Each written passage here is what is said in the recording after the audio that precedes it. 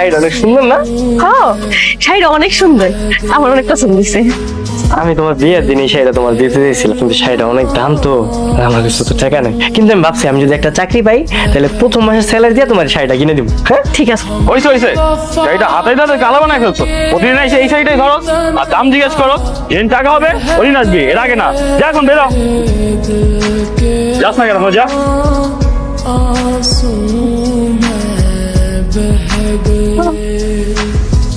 ভাই শাড়িটার দাম কত? 15,000 টাকা। আচ্ছা আমি একটু দেখি। এই আগে যে হাত ধোয়, অবশ্য হাত ধোয় লাভ নাই, কারণ এই শাড়ি কেনার আমার সামর্থ্য তোদের নাই। শুধু শুধু দোকানের পরিবেশ নষ্ট করছ। যা এখান থেকে যা। হ্যালো, যা। তুমি মনে হয় মন খারাপ করছো না? মন খারাপ করো না, আমি তোমার শাড়িটা কিনে দিতে পারি। আসলে বড় লোকলা এরকমই হয়, গরিব সকালটা তারা বুঝে না। না না, কি কইতাছো তুমি? আমি গেলে মন খারাপ করবো? হ্যাঁ, আমি মন খারাপ করি না। তুমি বাড়িতে যাও, আমি তাহলে অফিসে যাই, দেরি হইতেছে। আচ্ছা ঠিক আছে, তাহলে সাবধানে যাও। হ্যাঁ তুমিও সাবধানে যাও। হ্যাঁ, রাইতে দা হইব।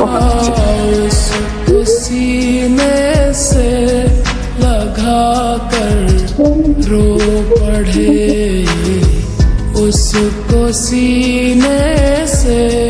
আপনারা দাদা এইভাবে কেন এসেছেন? কে আমরা? মনটা চাচ্ছে এটা দিয়ে পিটিয়ে তোর হাড্ডি মাংস সবকিছু আলাদা করে দিই। তোকে আমি ওয়ার্নিং দিয়ে গেলাম, নেক্সট টাইম যদি কখনো দেখছি তুই গরিব বা সাধারণ মানুষের সাথে এইভাবে আচরণ করেছি, ওই দিন তোর শেষ দিন। জি ম্যাডাম। শাড়িটা প্যাক কর। জি ম্যাডাম।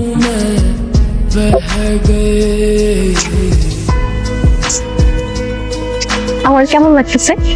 আরে এই শাড়িটা ওই দোকানের শাড়ি না? হ্যাঁ, সুন্দর না? তোমার তো অনেক সুন্দর লাগতেছে, কিন্তু কই পেলা তুমি এটা? আমি তো এটা গুলিস্তান থেকে নিছি, পুরা একই রকম দেখতে না? দেখো। ও খুব সুন্দর লাগতেছে। কয় টাকা নিচ্ছিস? 500 নিছি। হাই হাই, দেখছো? আর এই শাড়িটার শোরুমে 15,000 টাকা দাম দিয়ে রাখছে। বড় লোক টাকার কোনো দাম, এই কারণে আমি বড় লোক সহ্য করতে পারি।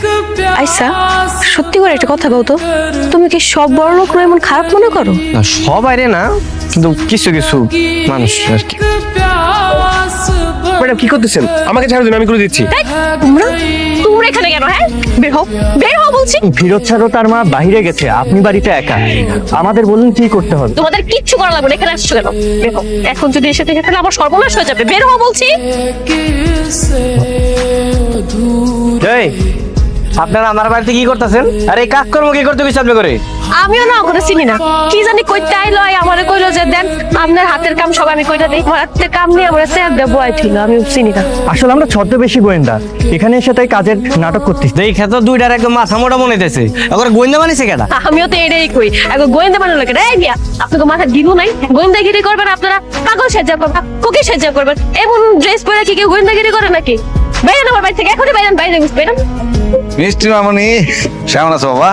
আরে বিআই সাহেব, এই কিছুক্ষণ আগেই আপনার কথা বলতেছি, আপনি মেলা দিন বাঁচবেন। আব্বা তুমি হঠাৎ? তোর কথা মনে পড়ছে, তারপরে তোরে দেখতে ইচ্ছা করছে, এই জন্য আসছি। খুব ভালো কাজ করছেন আব্বাজান। না, আমি তোমাকে কতবার একটা কথা বলেছি, when you talk to me make your sentence clear।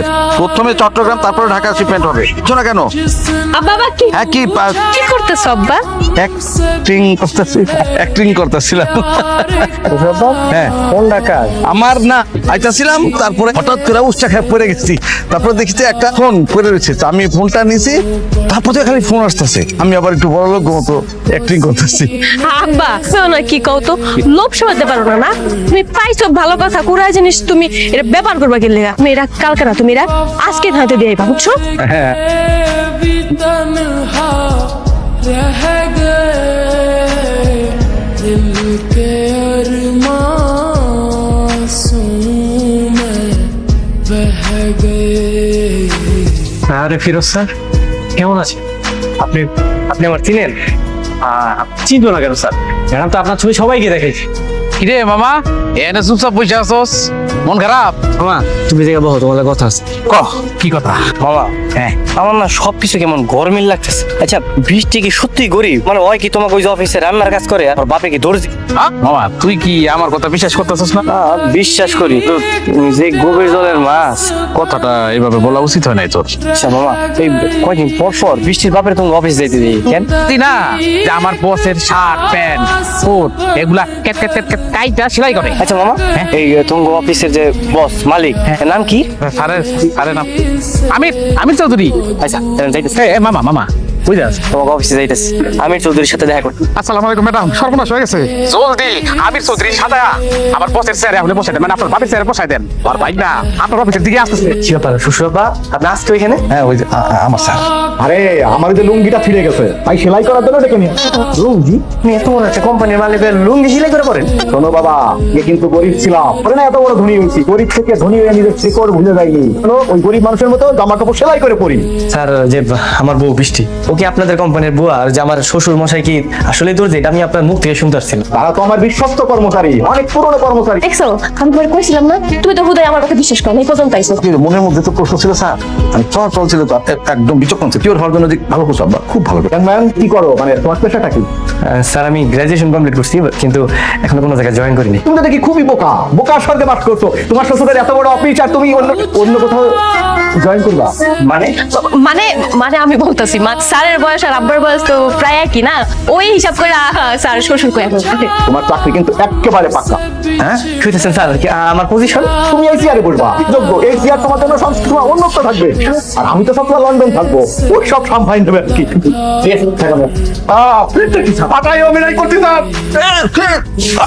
আপনাকে চাকরিটা দিতে বলেছিলাম আমি। ও তো স্যার আপনার জামাই স্যার, আমি স্যার আপনার হয়ে স্যার এই চাকরিটা দিলাম। ভালো করতে না স্যার? ও যখন এই অফিসে চাকরি করবে তখন আমরা কিভাবে থাকবো অফিসে? আর কিচ্ছু করা লাগবে না স্যার, স্যার বাসায় যেরকম অভিনয় করেন অফিসেও সেরকম অভিনয় করবেন। আমি ইউটিউবে নাটক করি, অভিনয় করি, তো কথা বললা, এখন দেখে তো কি করলো?